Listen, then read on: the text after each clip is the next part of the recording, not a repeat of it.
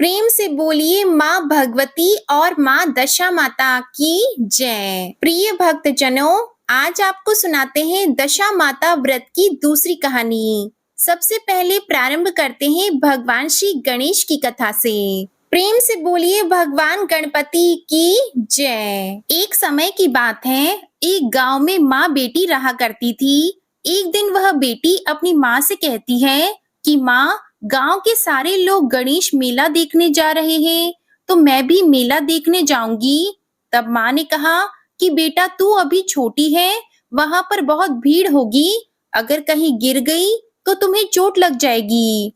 फिर लड़की ने माँ की बात नहीं सुनी और कहने लगी कि माँ, मैं तो मेला देखने जाऊंगी, आप मुझे आज्ञा दें ताकि मैं भी गणेश जी भगवान के दर्शन करके आऊं। तो इस तरह अपनी बेटी को जिद करते हुए देखकर उसकी माँ ने उसे 2 लड्डू दे दिए और थोड़ा सा पानी पीने को दे दिया और कहा कि बेटा एक लड्डू गणेश जी भगवान को खिला देना और थोड़ा सा पानी पिला देना, दूसरा लड्डू तुम खा लेना और बाकी बचा हुआ पानी पी लेना, वापस आओगी तब तक तुम्हें भूख लग जाएगी। तो इस तरह वह लड़की अपनी माँ की आज्ञा लेकर गणेश मेला देखने चली गई।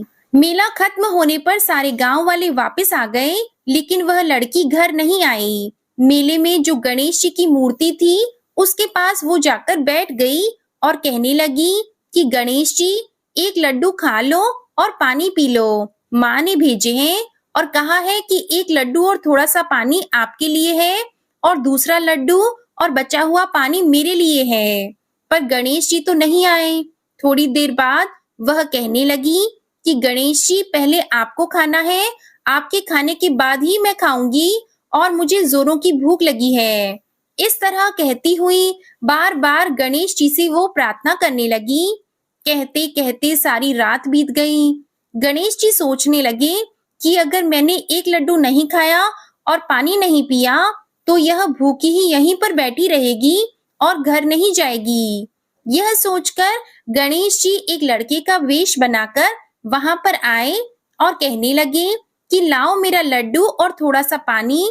तो उसने कहा, मैं कैसे मान लूं कि तुम गणेश जी भगवान हो। तो गणेश जी भगवान उसके भोलेपन से बहुत ही खुश हुए और अपने असली रूप में आ गए। यह देखकर वह लड़की बहुत ही खुश हुई और भगवान को प्रणाम करके उसने लड्डू और पानी का भोग लगा दिया। तो भगवान ने लड्डू खाया और पानी पीकर उस लड़की से कहा कि बेटा, मैं तेरी सच्ची भक्ति से बहुत प्रसन्न हूँ, मांगो तुम क्या मांगती हो। तो वह लड़की मन ही मन सोचने लगी कि क्या मांगू, अन्न मांगू या धन मांगू, या अपने लिए अच्छा सा वर मांगू, खेत मांगू या महल मांगू। वह तो मन में सोच ही रही थी कि गणेश जी तो उसके मन की बात जान गए और कहने लगे कि बेटा, तुम अपने घर जाओ, जो तुमने मन में सोचा है वह सब कुछ तुम्हें मिल जाएगा। यह सुनकर वह लड़की बहुत खुश हुई और जल्दी जल्दी अपने घर को चली गई और सोचने लगी कि माँ को जाकर बताऊंगी, पर उसकी माँ का तो पीछे चिंता के मारे बुरा हाल था। वो सोच रही थी कि लड़की को कहीं कुछ हो न गया हो। सारी रात उसी के इंतजार में बिता दी। सुबह हुई तो लड़की घर पहुंची तो चिंतित भाव में माँ ने उससे पूछा कि बेटा, तुम कैसी हो, इतनी देर कहाँ थी। तो बेटी ने कहा कि माँ, जैसे आपने कहा था मैंने तो वैसा ही किया। गणेश जी आए ही नहीं, सारी रात बीत गई। सुबह जब होने वाली थी तब गणेश जी आए, फिर मैंने एक लड्डू और पानी गणेश जी को दिया, उसके बाद ही दूसरा लड्डू और बचा हुआ पानी मैंने पिया। इसलिए गणेश जी ने मुझे आशीर्वाद दिया है कि जो कुछ मैं मांग रही हूँ वह सब कुछ पूरा हो जाएगा।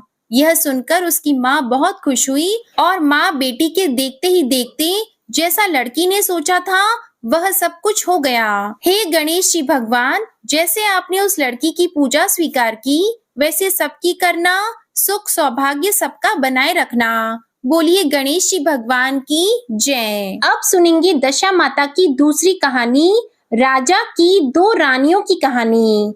एक राजा थे, उनकी 2 रानियां थीं। बड़ी रानी के कोई संतान नहीं थी, छोटी रानी के पुत्र था। राजा छोटी रानी और राजकुमार को बहुत प्यार करता था। बड़ी रानी छोटी रानी से ईर्ष्या करने लगी बड़ी रानी राजकुमार के प्राण हर लेना चाहती थी।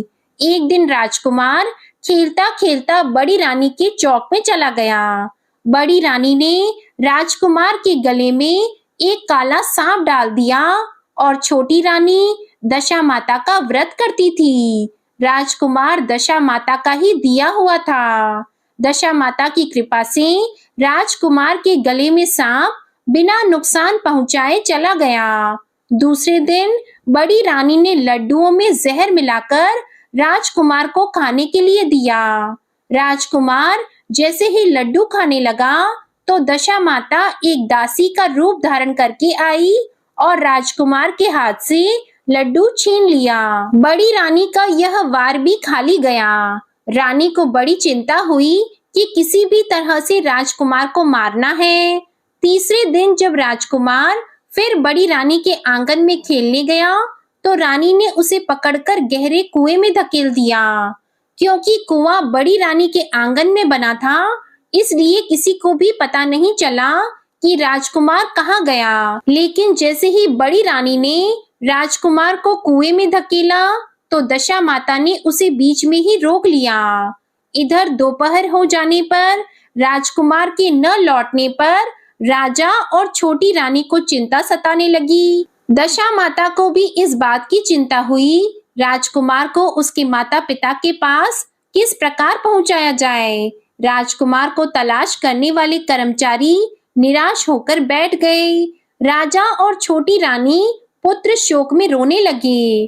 तब दशा माता ने भिखारी का रूप धारण किया और राजकुमार को गले से लगाए राजद्वार पर पहुंची। वह राजकुमार को एक वस्त्र में छिपाए हुए भिक्षा मांगने लगी। सिपाहियों ने उसे दुत्कार कर कहा, तुझे भिक्षा की पड़ी है और यह राजकुमार खो गया है।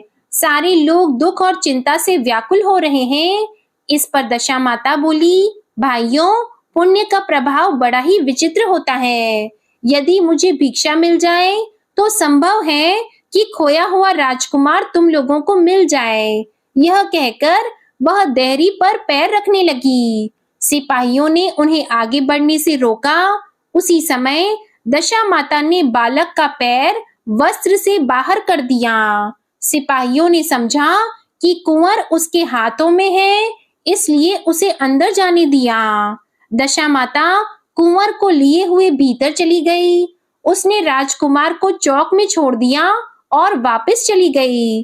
परंतु रानी ने दशा माता रूपी भिखारिन को देख लिया था। उसने कहा कि खड़ी रहो, और कौन हो तुम? तुमने 3 दिन मेरे बेटे को छिपा कर रखा था। तुमने ऐसा क्यों किया? तुम्हें मेरे इस प्रश्न का उत्तर देना होगा। दशा माता उसी समय ठहर गई। उन्होंने बताया कि मैं तुम्हारे पुत्र की चोरी करने वाली नहीं हूँ। मैं तो तुम्हारी आराध्या देवी दशा माता हूँ। मैं तुम्हें सचेत करने आई हूँ कि बड़ी रानी तुमसे ईर्ष्या रखती है। वह तुम्हारे पुत्र के प्राण हर लेना चाहती है। एक बार उसने तुम्हारे पुत्र के गले में काला सांप डाला था, जिसे मैंने ही भगाया। दूसरी बार उसने इसे विष के लड्डू खाने को दिए थे, जिन्हें मैंने उसके हाथों से छीन लिए थे। और इस बार उसने तुम्हारे इस राजकुमार को अपने आंगन के कुएं में धकेल दिया था, और मैंने इस बीच में ही उसे रोककर उसकी रक्षा की है। इस समय मैं भिखारिन के वेश में तुम्हें सचेत करने आई हूँ। यह सुनकर छोटी रानी दशा माता के पैरों में गिरकर क्षमा मांगने लगी। छोटी रानी विनती भाव से बोली, जैसी कृपा आपने मुझ पर दर्शन देकर की है, मैं चाहती हूँ कि आप सदैव इस महल में निवास करें, और मुझसे जो सेवा पूजा होगी वो मैं करूंगी। इस पर दशा माता बोली, मैं किसी घर में नहीं रहती। जो श्रद्धा पूर्वक मेरा ध्यान और स्मरण करता है, मैं उसी के हृदय में निवास करती हूँ। मैंने तुम्हें साक्षात दर्शन दिए हैं, इसलिए तुम सुहागिनों को बुलाकर उन्हें यथाविधि आदर सत्कार के साथ भोजन कराओ और नगर में ढिंडोरा पिटवा दो कि सभी लोग मेरा डोरा लें और इस व्रत को करें। इतना कहकर दशा माता अंतर ध्यान हो गई।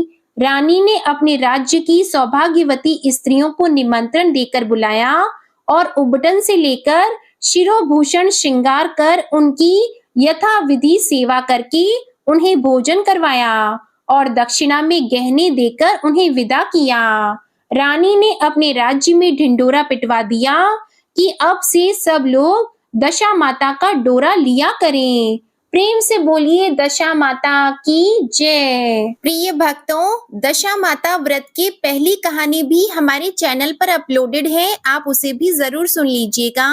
और आज हमारे चैनल पर सूर्य देव की कहानी भी जरूर सुनिएगा। आज की वीडियो पसंद आए तो इस वीडियो को लाइक करके हमारे चैनल को सब्सक्राइब जरूर कर लीजिएगा और बेल आइकन भी प्रेस कीजिएगा ताकि आपको हमारे वीडियो की हर नोटिफिकेशन समय पर मिल सके। जय माता दी।